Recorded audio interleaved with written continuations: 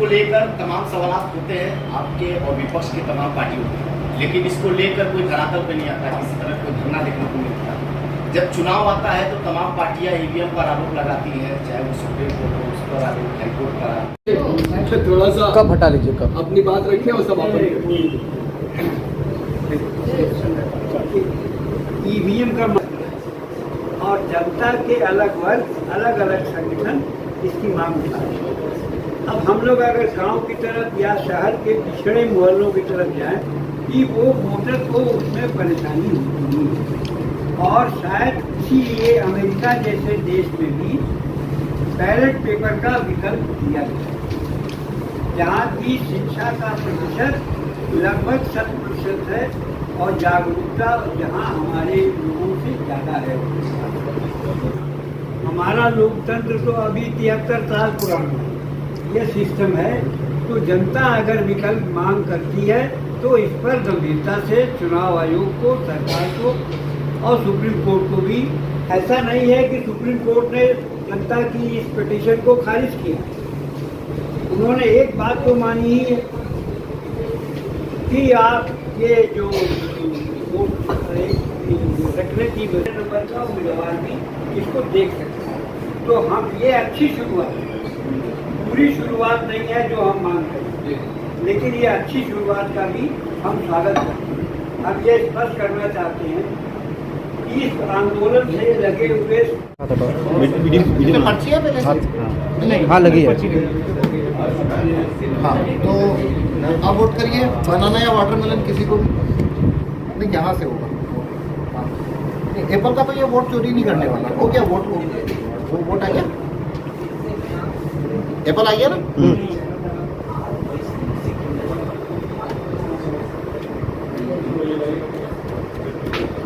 इसमें एप्पल का वोट ये चोरी नहीं करता है, तो अगर आप एप्पल को देते जाएंगे तो एप्पल छापता जाएगा। अगर आपको चोरी देखनी है तो या तो आपको बनाना को वोट देना होगा या फिर वाटरमेलन। बनाना गुजरा है। हाँ, तो अब आप बनाना को दे दीजिए।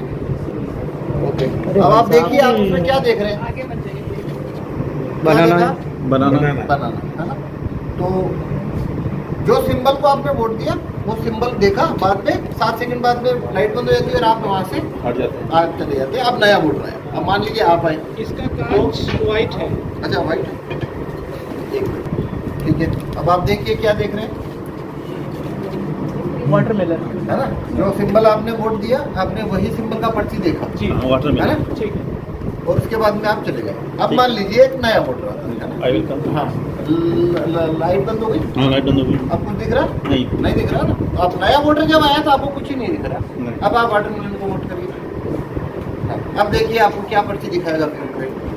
अभी तो कुछ नहीं आ रहा, फिर वही दिखा रहा है वाटरमेलन आ गया ना। तो हाँ। आपने वाटरमेलन को वोट दिया हाँ। और आपने वाटरमेलन की पर्ची देखी, हाँ। तो आप सेटिस्फाई हो गए ना हाँ। कि भाई मशीन सही काम कर रही है, मेरा वोट चोरी नहीं हुआ है ना। फिर लाइट बंद हो जाती है, फिर आप यहाँ से चले जाते हो।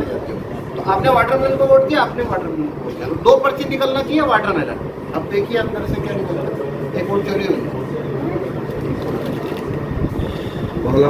ये एक वोट चोरी हो गया। देखो, एक एप्पल हो गया, एक वाटरमेलन हो गया। ओह नो,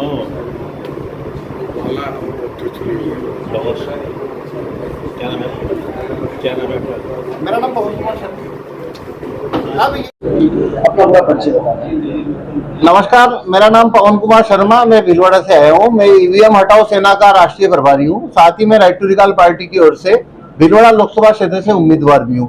आज बनारस प्रेस क्लब में हमने ये डेमोन्स्ट्रेशन दिया है कि कागज का वोट कैसे चोरी होता है और ये किस वजह से होता है। तो 2017 तक वीवीपैट जो था उसका कागज सफेद और पारदर्शी होता था, इस तरीके का।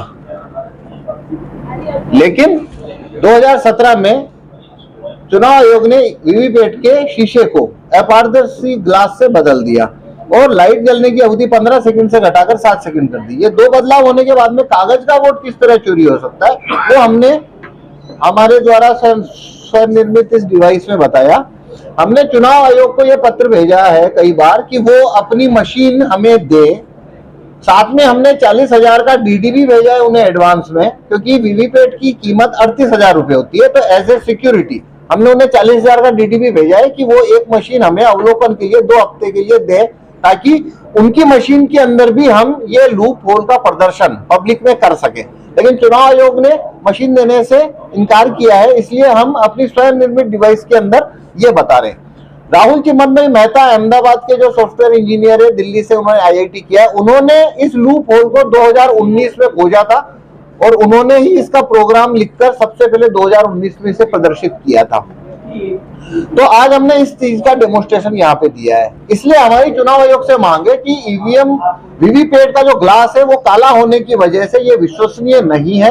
अतः लोकसभा चुनाव में जो पोलिंग बूथ है उनके अंदर ईवीएम के साथ बैलेट पेपर भी रखा जाना चाहिए, ताकि वोटर के पास विकल्प रहे। यदि उन्हें ईवीएम से वोट करना है तो वो ईवीएम से करे, और यदि उन्हें बैलेट पेपर से करना है तो वो बैलेट पेपर से कर सके।